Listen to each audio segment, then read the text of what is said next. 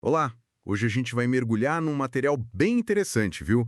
É uma análise sobre o QAnon. Isso aí. A fonte é um artigo do Jorge Guerra Pires, e ele mostra como essa teoria da conspiração acabou virando assim um modelo global de desinformação. Exatamente. E a nossa ideia aqui é tentar entender um pouco melhor as origens, né? Como funciona, qual o impacto disso tudo e como isso chegou no Brasil também. Uhum. Para quem não lembra, o QAnon surgiu lá nos Estados Unidos, acho que em 2017, né? Isso, 2017. E a ideia central era que existia uma cabala global de pedófilos satanistas controlando o mundo e que o Donald Trump seria o salvador. Parece assim completamente absurdo, né?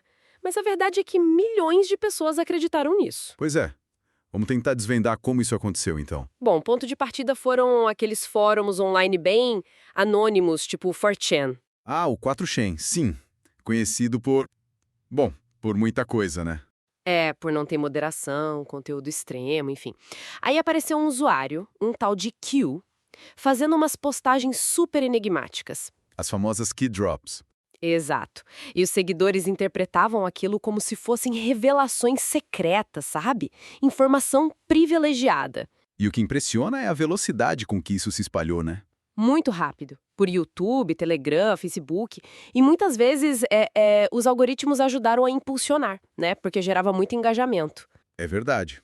E o artigo até faz uma comparação interessante. Diz que o QAnon é quase como uma seita digital. Uma religião 2.0, assim. Totalmente. Tem uma teologia própria, né? Aquela coisa do bem contra o mal. Tem os profetas, tipo Kill, Os rituais, que era compartilhar, decifrar as mensagens. e o Messias, no caso, o Trump. Exato.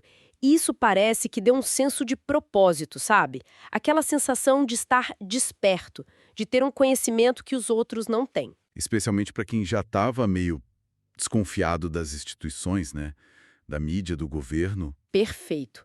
Preencheu um vazio, ofereceu respostas simples para problemas complexos e um inimigo claro para culpar. Só que essa crença, ela saiu do virtual, Teve consequências bem sérias no mundo real, né? muito sérias. O FBI chegou a classificar o movimento como uma ameaça terrorista doméstica. Nossa. E os seguidores tiveram um papel central na invasão do Capitólio lá em 2021. Além disso, alguns candidatos ligados ao movimento foram eleitos nos Estados Unidos. Mostra como a coisa escalou, né?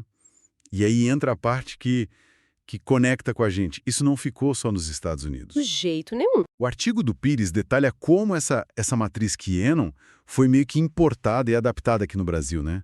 Principalmente em grupos bolsonaristas. Sim, totalmente. O artigo aponta uns paralelos, assim, impressionantes. Tipo o quê, por exemplo?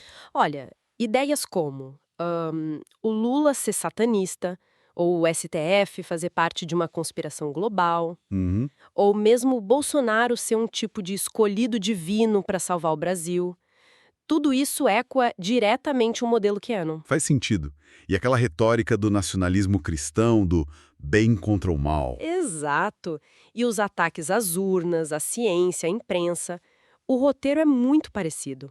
E circulando forte onde? WhatsApp, Telegram. Grupos fechados, né? Fica mais difícil de combater. Exatamente.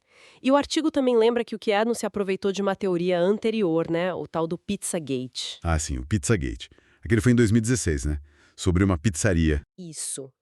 Uma teoria bem mais específica, que falava de uma rede de tráfico infantil ligada a Hillary Clinton numa pizzaria em Washington. E o QAnon não fez o quê? Ampliou isso? Basicamente, pegou essa semente, a elite pedófila secreta, e transformou numa conspiração gigantesca global. Manteve a essência do pânico moral, da pedofilia satânica, mas ampliou muito o escopo. Entendi. E aqui no Brasil, mesmo sem ter tido um ataque armado igual ao da pizzaria lá, Felizmente, não. o texto diz que a dinâmica foi parecida, né? Como assim? É que a gente viu coisas semelhantes circulando, histórias falsas sobre tráfico infantil.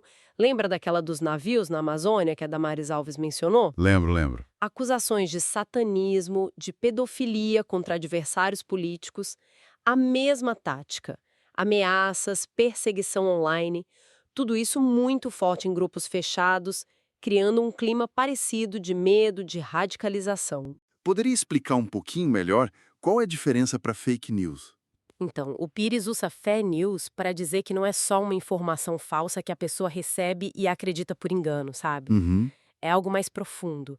São crenças quase religiosas mesmo, que acabam moldando a identidade da pessoa, motivando as ações dela, mesmo que não tenham nenhuma base na realidade. Vira uma questão de fé, então. Exato, uma fé que se torna imune a fatos, a evidências. É uma adesão que vai além da desinformação comum, é um artigo de fé mesmo, que se alimenta desse delírio compartilhado. Entendido. É um ponto bem forte mesmo. E para lidar com esse cenário de fake news, o autor sugere algum caminho? Ele aponta algumas direções, sim. Investigar e expor quem está por trás dessas redes de produção e disseminação, né? Certo. Investir pesado em educação para o pensamento crítico, alfabetização midiática, ensinar as pessoas a desconfiar, a checar Fundamental. e também reforçar a separação entre religião, política e ciência, para evitar que o fanatismo seja usado como ferramenta política, né? É um desafio grande, com várias frentes. Com certeza. Fica bem claro, então, que o QAnon é o exemplo muito poderoso de como essas narrativas de radicalização conseguem se adaptar, né?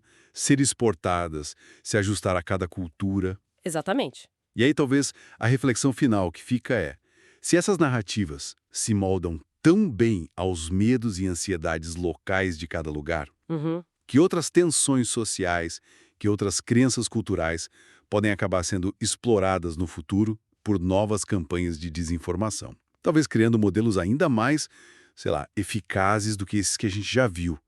Fica aí a questão para a gente pensar, né?